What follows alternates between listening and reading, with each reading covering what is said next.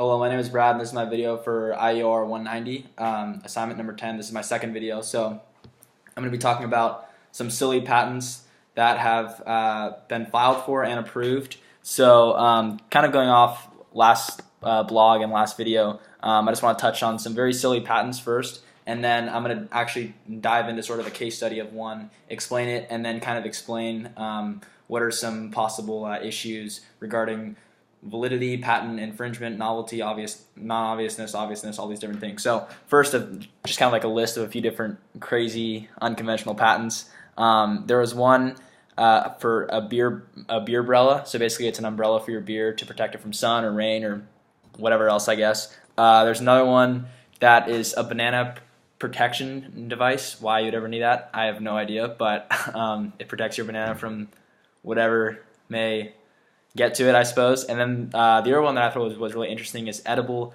business cards, which I think is kind of counterintuitive because the whole idea of a business card is to hold on to it. So that was pretty interesting. But the one I want to jump into is about, so actually it's a very recent patent, but it might be one of the craziest ones. So basically some people from Amazon, some inventors, filed for a patent in 2011. And they filed for this patent.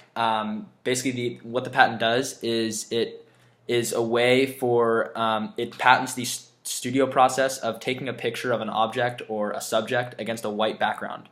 So essentially, it's something that millions of people do every day with different products. And obviously, Amazon features products on their site, and they obviously take them in front of white backgrounds or anything like that. So it patents that actual process, the idea of taking a picture against an elevated platform on a white background in a studio, which is really interesting because millions of people already do this. So this is they could possibly sue all those people, and I'll get to that later. But so this could effectively sort of make Amazon a patent troll in that sense if they do use this patent for that to sue other people. But I don't think that'll happen, and I'll explain why later. But in terms of the actual patent itself, so basically, what it is there's a few different claims on it, and it describes the actual studio process. So the background, how tall the platform has to be.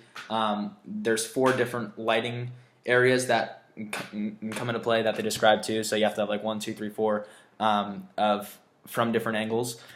And then the patent number is US 8676045. It was granted March 18th, 2014. So the first claim describes a studio arrangement with the 4 different light sources aimed at a background and an object at an elevated platform. The rest of the claims then go on to elaborate on the specific type of lights used, the arrangements of those lights with respect to the object, and even like the height of the elevated platform and all that. So it gets very detailed. And so with regards to patent infringement, now I'm going to touch on this. I think even though a lot of people are doing this currently, I don't think this patent can be used to sue all those people because it's a very specific and very focused patent on a particular type of way to photograph really these objects and these subjects or whoever it may be. So in regards to, for that reason I don't think that Amazon can really become a patent troll. But with regards to usefulness, non-obviousness, novelty, I think this is novel. I think this is very useful. Amazon features millions of products on their site every single day, and this is a great way to patent the process of actually getting those images on their site.